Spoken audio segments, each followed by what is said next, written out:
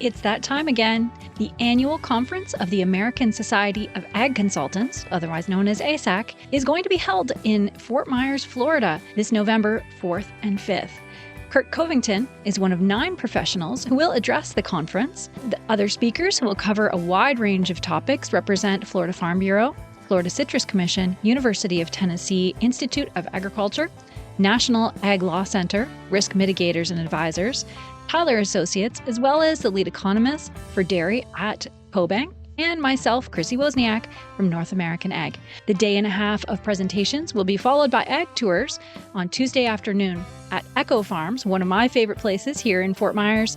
Attendees will experience farming at its most creative, with unique demonstrations, plants, and techniques being used to help farmers and urban gardeners in developing countries.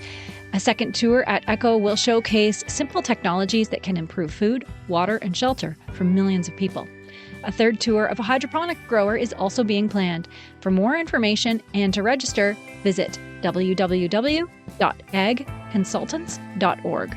That's www.agconsultants.org. See you there.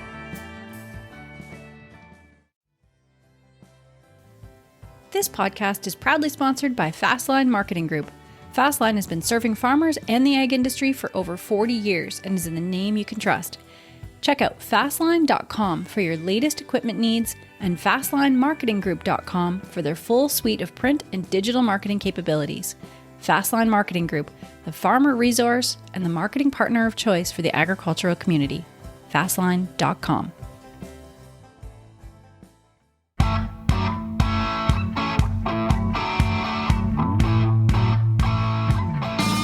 Welcome to the North American Ag Spotlight. I'm Chrissy Wozniak.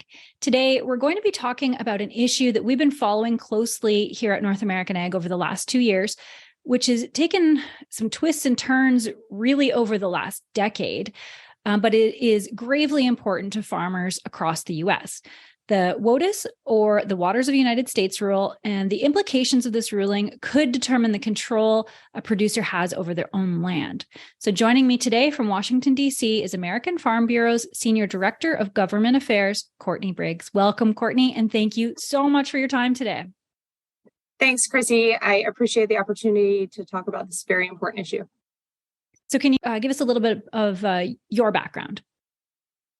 Sure. So I have been working in Washington, D.C. for about 17 years, and I cut my teeth on Capitol Hill working in the United States Senate. And then after about 6 years there, I jumped to the private sector to work for the National Association of Home Builders. And there I worked on all environmental issues ranging from Clean Water Act to endangered species to Clean Air Act issues. And I have been at the American Farm Bureau Federation for the last year and 3 months. And I am really focusing my work here on Clean Water Act issues, WOTUS predominantly. I work on conservation issues. So I stay very busy here. Yeah, I guess sounds like. And you've now joined 17 other organizations that have just filed a lawsuit against the Environmental Protection Agency, the EPA, challenging the Biden administration's final Waters of the U.S. or WOTUS rule. So first, let's get a little background on this. Can you explain the history and evolution of the debate, starting from the Obama administration to the Trump administration and today with the Biden administration? So you appropriately described it in your introduction, the twists and turns of WOTUS, because we've seen a flip-flopping back and forth of WOTUS regulatory definitions over the last several years. And really, this goes back to the inception of the Clean Water Act, because when Congress wrote the statute, they said they were going to regulate navigable waters, and navigable waters are waters of the United States. And then they stopped there. They did not clearly define what a water of the United States is. So therein lies the issue and the complication. So that leaves the authority to create a regulatory definition to the agencies, the EPA and the Army Corps. And that's why we've been seeing this flip-flopping back and forth, because the opinion of what a WOTUS definition should look like changes with every administration. Right. So going back to the Obama administration, they put forward their 2015 rule, which we found to be very expansive, really greatly expanding the federal government's reach over private property. And that was very problematic. And then we had the Trump administration come in. They offered their navigable waters protection rule. And their interpretation provided a bright line of jurisdiction for landowners. And this is incredibly important for landowners to have that bright line, because there are civil and criminal liabilities attached to Clean Water Act compliance. Wow. So that means that you can be fined exorbitant amounts of money for every day that you are in noncompliance, or you can go to jail. So there are steep penalties, and that's why we really liked we call it the NWPR, the Navigable Waters Protection Rule, because it clearly eliminated jurisdiction over ephemeral features. And when I talk about ephemeral features, I'm talking about areas on the landscape that have the ability to hold water after a rainfall. Right. So we're talking about ditches, we're talking about low spots in a farm field. So when I talk about a low spot in a farm field, people are shocked to hear that could potentially be regulated by the federal government. Right. That you could potentially have to go to the Army Corps of Engineers to get a Clean Water Act permit, which is not an easy process. It is long, it is laborious. There are many costs associated with it, and it's not just the cost of a permit. It is the cost of delay. It is the cost of mitigation. And there are other federal statutes that are triggered once you get a Clean Water Act permit. You could be subject to Section 7 consultation under the Endangered Species Act, which is also not an easy process to get through. You could be subject to review under the National Historic Preservation Act. So we were very happy when the Trump administration came in and drew that bright line. Unfortunately, here we are again with a new administration. President Biden's EPA has come in and repealed the NWPR, and they have put forward their version of a WOTUS definition. And Chrissy, frankly, it's very troubling. Like I said, that bright line, we need that clarity, we need that certainty, and this rule does not produce that. Right. Because it goes back to the use of it's called the significant nexus test. And this test came out of a 2006 very convoluted Supreme Court decision, Rapanos versus the EPA. It was a split decision. And this test essentially allows the Army Corps to assert jurisdiction on the landscape on a case-by-case determination. Wow. And that means that it is a very subjective test. So you are beholden to whatever Corps official you get assigned. And the use of SIGNEX allows the agencies not only to aggregate waters together so they can really expand their jurisdictional reach, but it also allows them to use terms like in the region or similarly situated or significantly affect that are so ambiguously defined that it gives the agencies the latitude to move in whatever direction they want to. So this is very, very troubling for landowners, not just for farmers, but all sorts of different industry sectors will be impacted by this.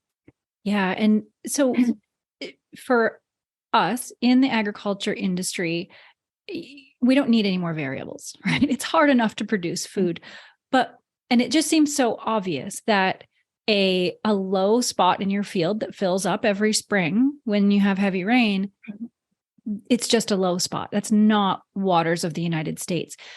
But it just seems so obvious to us. But why is the EPA doing this? Is you have any insight there? Well, there is considerable pressures from the environmental community, which is the base of who elected President Biden. And you have these environmentalists out there saying, well, these low spots, they have a connection to a nearby stream and can impact drinking water. That is certainly not always the case. And there's another statute that we have called the Safe Drinking Water Act that is devoted to protecting our drinking water. Right. But to say that a low spot in a farm field that collects water after one rainfall and frankly remains dry throughout the rest of the year is federally regulable is really quite shocking. And that's why we've been in this fight over the last several decades to find clarity here. Right. And thank you for that. And a year and a half ago, Zippy Duvall stated, clean water and clarity are paramount. And that's why farmers shouldn't need a team of lawyers and consultants just to farm. So in my opinion, that rings truer today than it even did a year and a half ago. And what do you say to that? Well, I say under this Biden administration's rule, allowing that case-by-case determination to survive will certainly require landowners to rely on environmental consultants, attorneys, engineers in order to use their land. I've asked the agencies, how will a farmer know if an ephemeral feature is jurisdictional on their property? And they tell me, well, a jurisdictional determination from the Army Corps of Engineers is free. So any landowner can go in and ask for a jurisdictional determination. What they don't expose is the fact that getting through that jurisdictional determination process is very difficult. And like I said, you're beholden to one person's decision. So that is insufficient to us. Like you said, there's so many headwinds that our industry faces, so much uncertainty. This is an area where additional regulatory red tape is unnecessary and it's only hurting the producer. So we have affordability issues in this country, and these regulatory actions only exacerbate the affordability issues. And I'm not just talking about food and fiber. I'm talking about affordable housing. I'm talking about affordable energy, transportation. All of these sectors are going to be impacted by the WOTUS definition. Right. Yeah. And how much more expensive can eggs get? Right. That's really how it impacts the consumer, right? It's just food prices go up and up and up. If every farm needs a team of lawyers, who's paying for that? The consumer eventually pays for that. Yes. So that's why it's not just farmers here that need to speak up. It's also the consumer. So yeah. So do you have any insight into what's happening with the case Sackett versus EPA? Sure. So a little bit of potential good news is that the Supreme Court has heard oral arguments in a case called Sackett versus the EPA. And this case is all about WOTUS. It goes back to some landowners in Idaho who were trying to build a home near Priest Lake.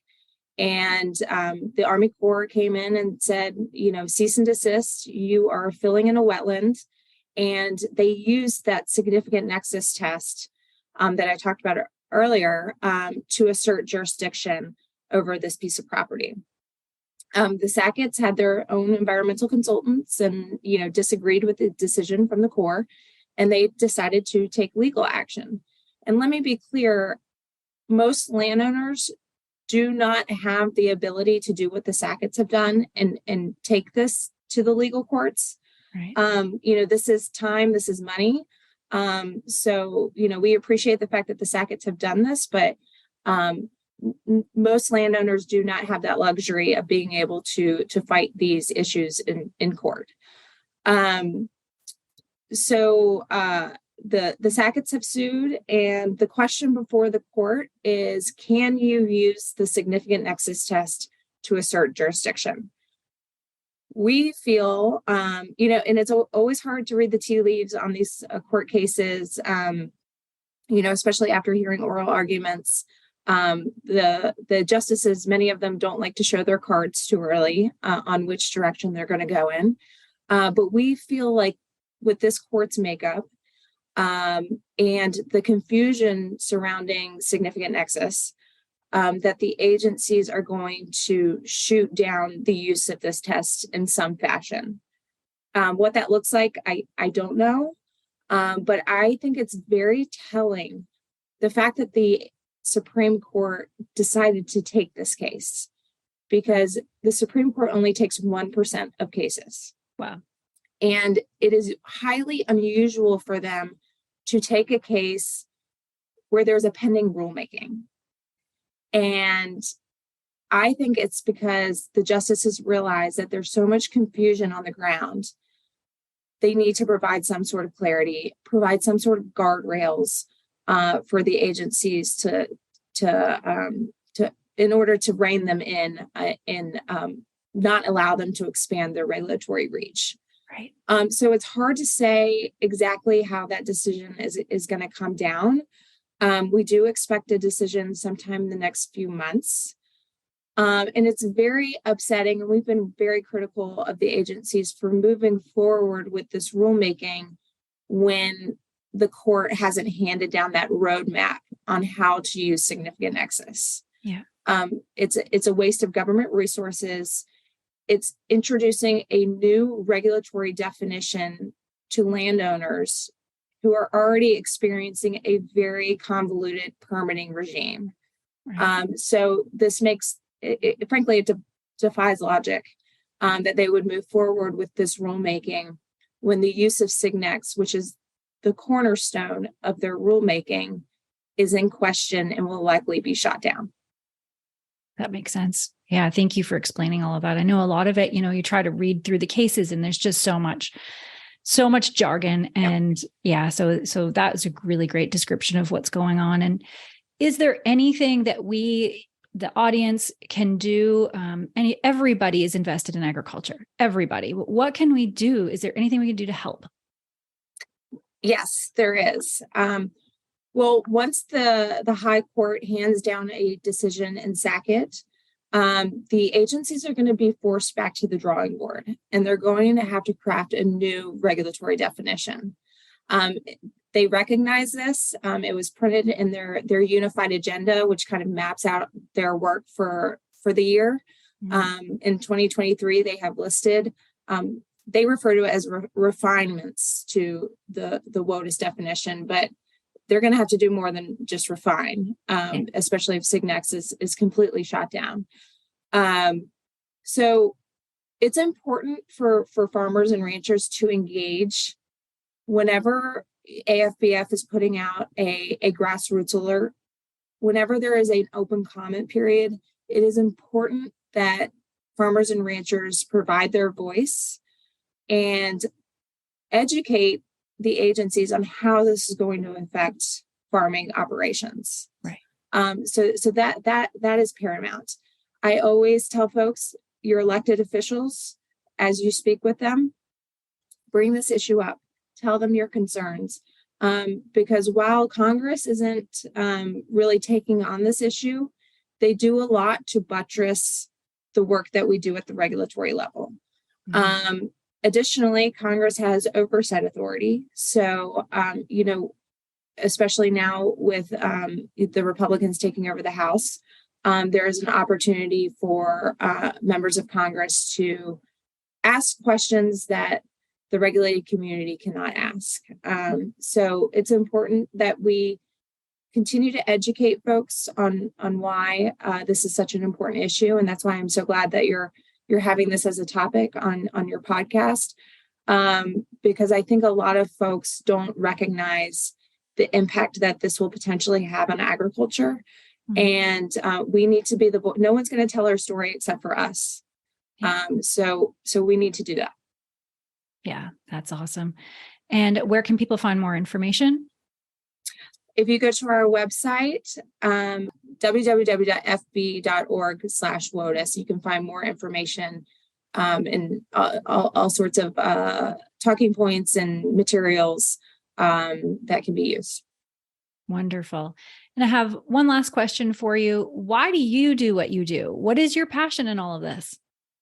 Oh, good question. Well, I kind of stumbled into this work, but as I started to learn more about it, it really became a property rights issue. And I don't have a farming background. But I'm passionate about letting landowners do what they want to do, produce what they want to produce on their land without the federal government coming in and dictating how they do it, when they do it, or if they can do it.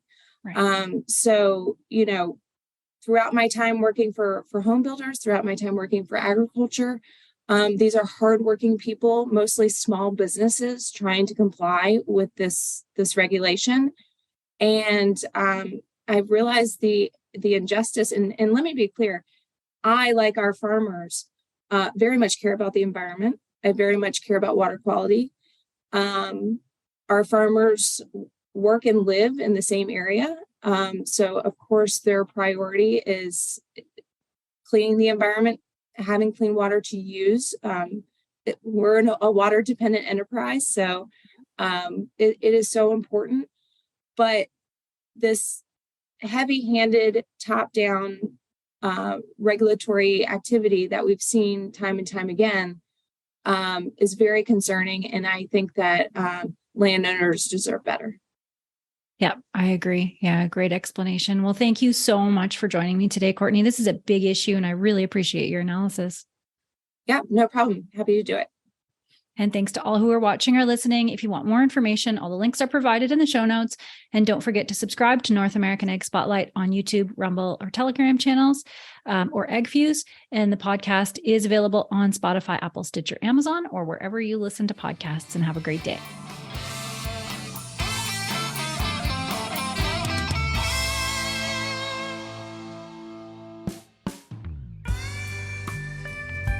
Our newest podcast by North American Egg is called What Color is Your Tractor?